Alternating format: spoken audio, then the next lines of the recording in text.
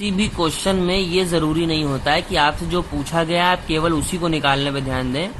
ये बात हमेशा याद रखिएगा, आपको सारी चीजें पता होनी चाहिए।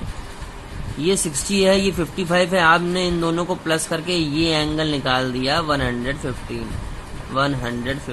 बहुत अच्छी बात है। क्या अंदर का निकालना जरूरी नहीं है? 115 को 180 में से माइनस करेंगे तो ये एंगल निकल के आएगा 75। ये अंदर का एंगल निकल के आएगा 65। ये एंगल निकल के आएगा 65।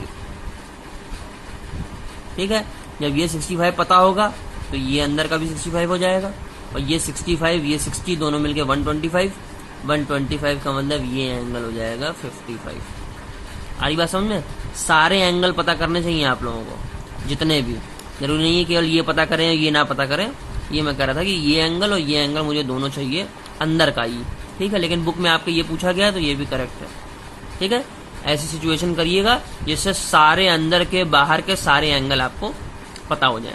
अब जैसे इन दोनों को प्लस करेंगे तो ये वाला एंगल आ जाएगा, उससे हमको कोई लेना देना नहीं, हमें अंदर के सारे पता होने चाहिए, बाहर के अपने आप निकल आएंगे। ठीक है, question number 2, find the value of x y and z in the following triangle. आपको इस एक्स की वैल्यू निकालनी है। आपको पता है ये एंगल और अंदर वाला एंगल मिलके 180 डिग्री होते हैं। चाहे तो इन दोनों को प्लस करके 180 में से माइनस कर दीजिए, और फिर उसके बाद जो आएगा उसको 180 में से माइनस कर दीजिएगा, या फिर 15 + 15 30 हो गया तो आपका एक्स अपने आप ही डायरेक्टली ये 30 डिग्री निकल के आ जाएगा। आ रही बात समझ में? क्योंकि sum of two interior angle is equal to the corresponding exterior angle. 65 और 40, या तो 65 और 40 को प्लस करिए फिर 180 में से माइनस करिए तो अंदर का आएगा, या फिर 65 और 40 को प्लस कर दीजिए तो डायरेक्टली ये आ जाएगा। क्या ये आ जाएगा? 105। ठीक है, exterior angle is equal to sum of interior angle. अब ये 30 है ये 40 है, दोनों मिलकर 70 हो गए तो जेड भी आपका 70 डिग्री का हो जाएगा। दोनों तरीके ही पता होने चाहिए। अगर इस जेड को 70 निकालने के लिए एक और तरीका और भी है कि आप पहले 30 लिखिए फिर 40 लिखिए, दोनों 70 आएंगे, उसको 180 में से माइनस करिए तो 110 आएगा। 110 आपका अंदर का हो जाएगा। अंदर का 110 है, टोटल 180 होता है तो बाहर का 70 हो जाएगा। दोनों तरीके आपको पता होने चाहिए। ठीक है, S2 क्वेश्चन सिंपल है। Question number 2, find the value of x y and z in the following triangle. आपको इस एक्स की वैल्यू निकालनी है। आपको पता है ये एंगल और अंदर वाला एंगल मिलके 180 डिग्री होते हैं। चाहे तो इन दोनों को प्लस करके 180 में से माइनस कर दीजिए, और फिर उसके बाद जो आएगा उसको 180 में से माइनस कर दीजिएगा, या फिर 15 + 15 30 हो गया तो आपका एक्स अपने आप ही डायरेक्टली ये 30 डिग्री निकल के आ जाएगा। आ रही बात समझ में? क्योंकि sum of two interior angle is equal to the corresponding exterior angle. 65 और 40, या तो 65 और 40 को प्लस करिए फिर 180 में से माइनस करिए तो अंदर का आएगा, या फिर 65 और 40 को प्लस कर दीजिए तो डायरेक्टली ये आ जाएगा। क्या ये आ जाएगा? 105। ठीक है, exterior angle is equal to sum of interior angle. अब ये 30 है ये 40 है, दोनों मिलकर 70 हो गए तो जेड भी आपका 70 डिग्री का हो जाएगा।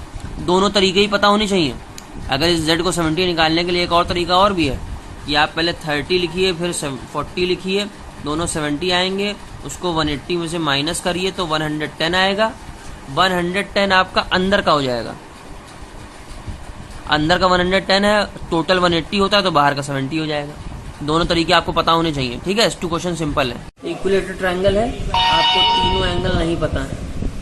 आपने एक ट्रायंगल बनाया, ट्रायंगल बनाने के बाद ये भी एंगल आपका x है, ये भी एंगल आपका x है, ये भी एंगल आपका x। तीनों एंगल x है, तभी तो आप इसे इक्विलेटरल ट्रायंगल कह रहे हैं। आपको पता है तीनों एंगल का सम 180 डिग्री होता है। ठीक है, 3x is equal to 180 degree, x is equal to 180 degree upon 3 60, यानी ये भी 60, ये भी 60 और ये भी 60। देखिए K3 क्वेश्चन है, आइसोसेलेस ट्रायंगल है। आइसोसेलेस ट्रायंगल में दो एंगल बराबर होते हैं या दो साइड्स बराबर होती हैं, यानी जितनी ये है उतना ही ये है। और जो अनइक्वल है वो आपको दिया हुआ है 45। ये आपका अनइक्वल है, ये दिया हुआ है 45, ये है x, ये है x। वही वाला काम, 45 + x is equal to 180 degree. तीनों एंगल मिलके 180 डिग्री हो रहा है। 45 + 2x is equal to 180 degree. 2x is equal to 180 - 45 करेंगे तो आंसर आ जाएगा आपका 135। 2x इज इक्वल टू 135 है तो x इज इक्वल टू 135/2 होगा। इसको कट करेंगे तो 67.5 आंसर आएगा। ये भी 67.5 और ये भी 67.5 डिग्री और ये 45 डिग्री, तीनों मिलके 180 हो जाएंगे। सारी बात समझ में। S1 क्वेश्चन देखो, ट्रायंगल का रेशियो दिया हुआ है 1:2:3। इसका मतलब कोई एंगल का एक पार्ट एक एंगल में है, फिर दो पार्ट दूसरे एंगल में है, तीसरे एंगल में 3 पार्ट है। ये मान लिया हमारा ये ट्रायंगल है, ठीक है। ये 1 है, ये 2 है, ये 3 है, यानी ये एंगल जितना भी होगा ये उसका डबल होगा और ये एंगल उसका ट्रिपल होगा, ठीक है। तो ऐसे क्वेश्चन में क्या करते हैं, let the ratio be x। मान लीजिए जो रेशियो दिया हुआ है वो x है, तो ये हो गया 1x, ये हो गया 2x, ये हो गया 3x। ये क्यों किया गया, क्योंकि ये जो एंगल था वो 1, 2 और 3 नहीं था, 1 के रेशियो में था, तो रेशियो को x मान लिया। 1x plus 2x plus 3x, तीनों एंगल मिला दो तो कितने डिग्री का होता है, 180 डिग्री का होता है। 1x 2x 3x सबको मिलाएंगे तो आएगा 6x is equal to 180 degree, x is equal to 180 degree upon 6, cut करके आ जाएगा 30। ये x की वैल्यू आई तो x की वैल्यू यहाँ यहाँ और यहाँ सब जगह रखेंगे। 1x is equal to 1 into 30 तो 30 आंसर आ गया। 2x is equal to 2 into 30, देखिए 60 आंसर आ गया। और 3x is equal to 3 into 30। अब देखिए क्वेश्चन नंबर S2 देख रहे हैं, find the measure of x, a, b and c in the triangle given below. ये a b c वाला ट्रायंगल है। अब देखिए a b c वाले पूरे ट्रायंगल को लीजिए तो भी 180 डिग्री होगा sum, a plus b plus c is equal to 180।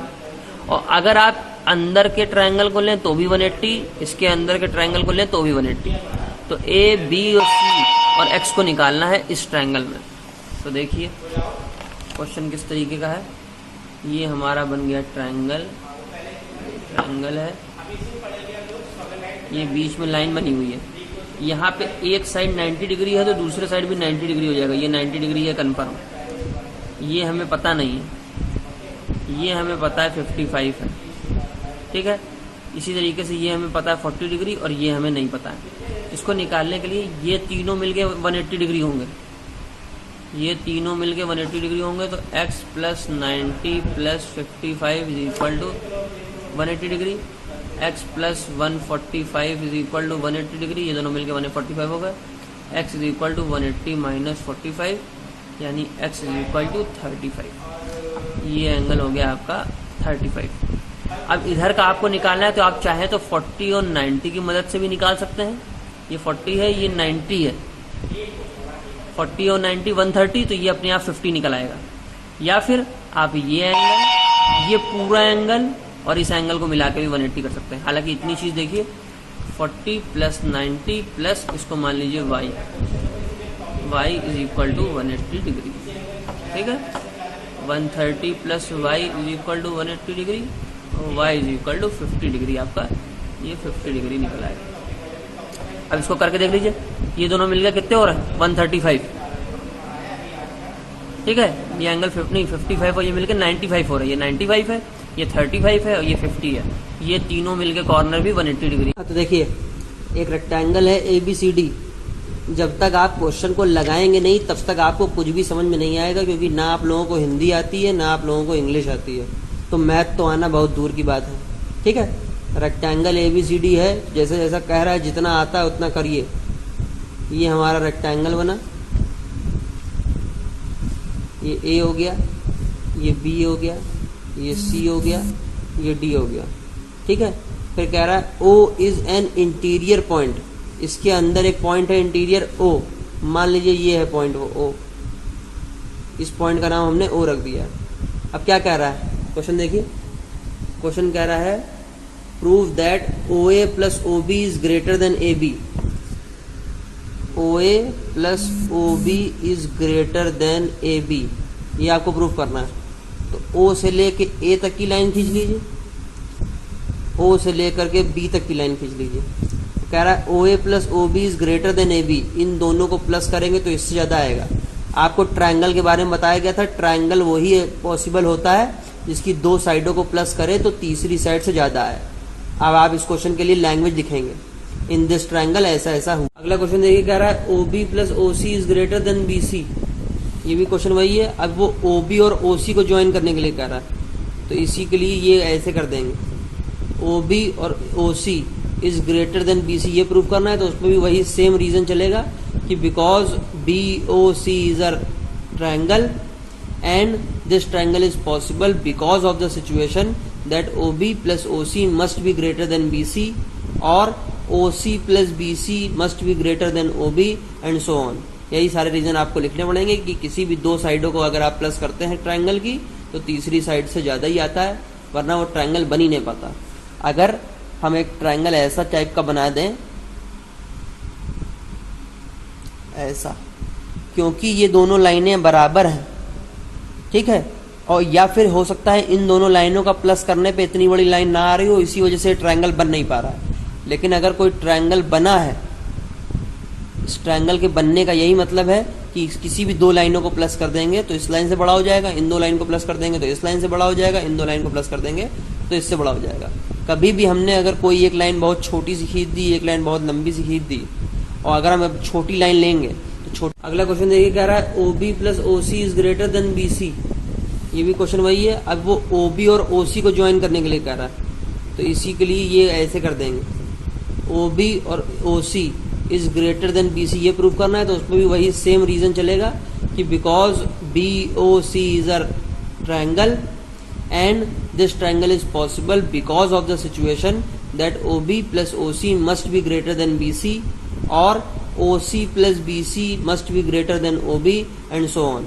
यही सारे रीजन आपको लिखने पड़ेंगे कि किसी भी दो साइडों को अगर आप प्लस करते हैं ट्रायंगल की तो तीसरी साइड से ज्यादा ही आता है, वरना वो ट्रायंगल बन ही नहीं पाता। अगर हम एक ट्रायंगल ऐसा टाइप का बना दें, ऐसा, क्योंकि ये दोनों लाइनें बराबर हैं, ठीक है, और या फिर हो सकता है इन दोनों लाइनों का प्लस करने पे इतनी बड़ी लाइन ना आ रही हो, इसी वजह से ट्रायंगल बन नहीं पा रहा है। लेकिन अगर कोई ट्रायंगल बना है, इस ट्रायंगल के बनने का यही मतलब है कि किसी भी दो लाइनों को प्लस कर देंगे तो इस लाइन से बड़ा हो जाएगा, इन दो लाइन को प्लस कर देंगे तो इस लाइन से बड़ा हो जाएगा, इन दो लाइन को प्लस कर देंगे तो इससे बड़ा हो जाएगा। कभी भी हमने अगर कोई एक लाइन बहुत छोटी सी खींच दी, एक लाइन बहुत लंबी सी खींच दी, और अगर हम अब छोटी लाइन लेंगे